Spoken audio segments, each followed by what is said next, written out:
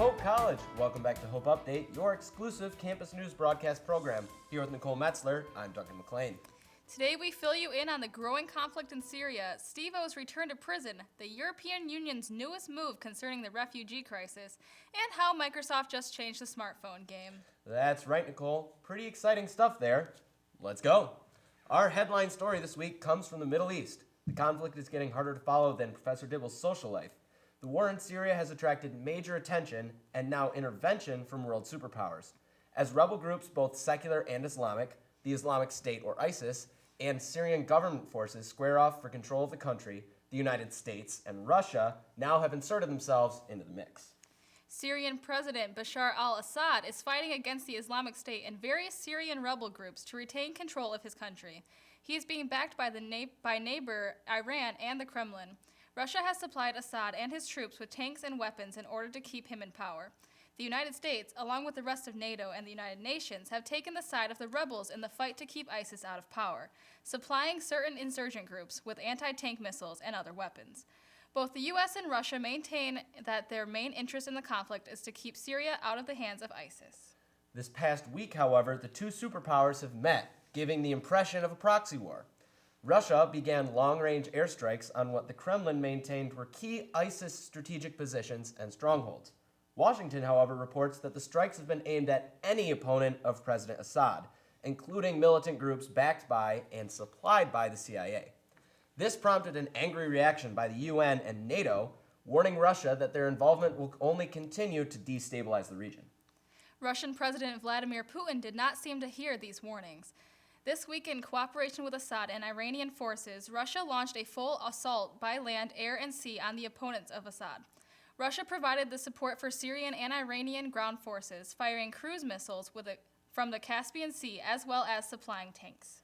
At certain points during Wednesday's fighting, rebels fired advanced TOW anti-tank missiles, supplied covertly by the CIA, at Russian-supplied tanks, which were carrying Syrian and Iranian troops.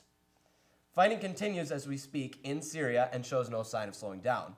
Both the U.S. and Russia maintain through these new developments that their actions are in the best interest of the region. This, however, is coming from a man who celebrated his 63rd birthday this week by painting himself as the Buddha, and a man whose birth documentation has yet to be released. Maybe they should just sit down and have some cake and talk things over. All this has contributed to the growing refugee and migrant crisis in Europe. As refugees continue to be displaced by the showdown of superpowers, the European Union this week has agreed to up their deportation efforts of refugees who are not granted asylum. In other news, notorious member of the stunt group Jackass, Steve-O will serve 30 days in jail, and it's not for what you're thinking. In August, Steve-O staged a dangerous climbing stunt, carrying an inflatable orca to the top of a crane in order to raise awareness of SeaWorld's poor treatment of the animals. Steve-O shared his candid comments on the arrest on the internet this week, saying, "Considering I've become a clean and sober, dog-rescuing vegan, I must say, I'm ready to go to jail. Not just because it will bring so much attention to the plight of orcas in captivity, but because it's nice to let people know I haven't lost my edge. What can I say? I'm a jackass." Hey, he's got balls. Save the whales. In tech news, Microsoft shook up the industry this week with their big reveal of next-gen tablets and phones. Most notable was the return to flagship level of their Nokia Lumia smartphone.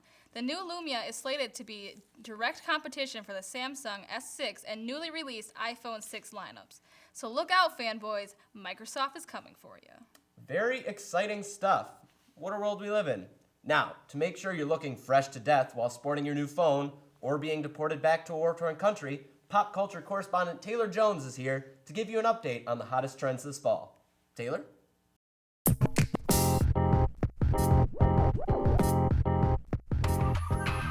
Thanks, guys. I am here with my fashion-forward friend, Ryan Schaefer, and we are talking fall 2015 trends. Ryan, tell me about your outfit. Well, Tay, on top here I have a leather jacket. I really like leather in the fall time because it's warm for those kind of cold mornings that are low 40s, and then you get to those upper 60s, you can just take it off when it gets too hot, and it's really fashionable.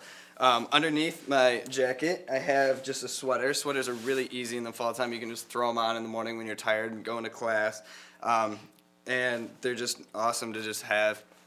Yeah, where did you get both of these? The jacket I personally got at Von Mar. It's a little bit more pricey, but I think it's worth the money. And then the sweater I got at Buckle, a place where I find a lot of trendy clothes. Right, and you can get both of these looks basically any store, and he looks great. But on the lady side, wool floppy hats are in, and these are great because they are warm and you can wear them into the winter, and not to mention cover up your bad hair days. Also, heeled booties are in, and these are awesome because they are a thicker heel, so it's easy to walk around in them all day. I've been walking around in these all day, and my feet don't even hurt. And they come in all sorts of colors and material. These are suede, but you can get them in leather too. But that's basically it for fall trends, so get your good looks. Back to you, Duncan and Nicole. Looking fresh. I sure hope it's cool enough to sport some hot sleeves. Let's see what we can look forward to this weekend in the first ever Hope Update weather report, courtesy of in-house meteorologist Melissa Bazzani.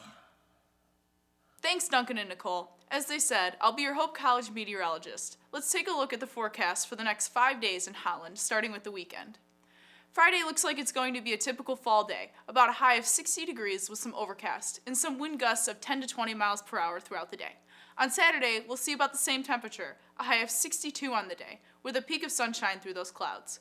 Sunday, the sun will finally shine and bring some warmth to campus, with a high of 70 and no chance of rain, so perfect weather to hammock out in the Pine Grove and work on that paper you've been procrastinating on.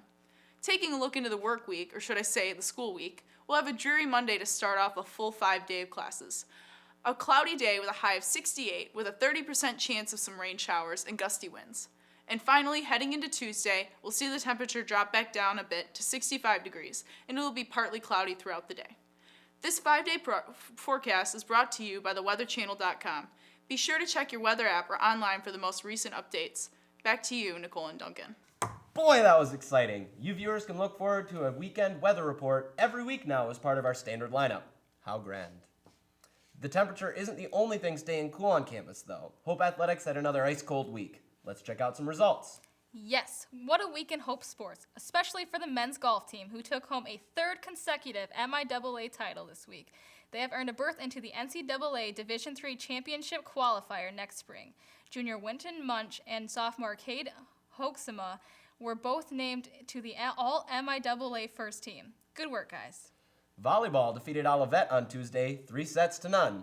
Junior Sarah Feldspouch recorded 12 kills during the victory. The team is now 12-4 overall and ranked 14th in Division III athletics. Their next matchup is against Albion on Friday. Head out to DeVos Fieldhouse at 6:30 p.m. to cheer on the reigning national champions. We have 2 MIAA players of the week representing the orange and blue. Junior Aaron Herman for women's cross country and David Port for men's soccer. And last but not least, next Wednesday we welcome back Kelvin College with not so welcoming arms, as both our volleyball and men's soccer teams face off against their biggest rivals. Volleyball plays at 6 p.m. and soccer at 8 p.m. You will not want to miss these games. And that's all for today, folks. Remember to follow us on social media and make sure to tap that subscription button. For Nicole Metzler and the rest of the crew here at Hope Update, I'm Duncan McLean. Stay fresh, Hope College, and good night.